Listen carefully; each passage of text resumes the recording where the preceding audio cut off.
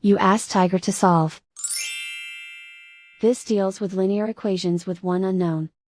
The final result is x equals 9.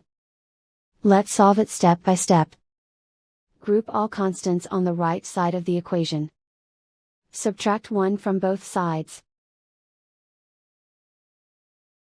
Simplify the arithmetic.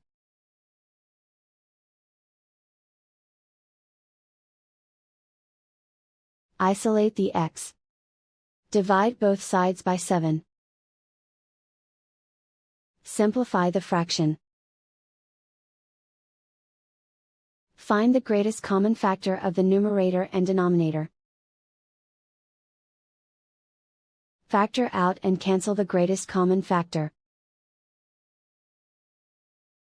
And so the final result is x equals 9.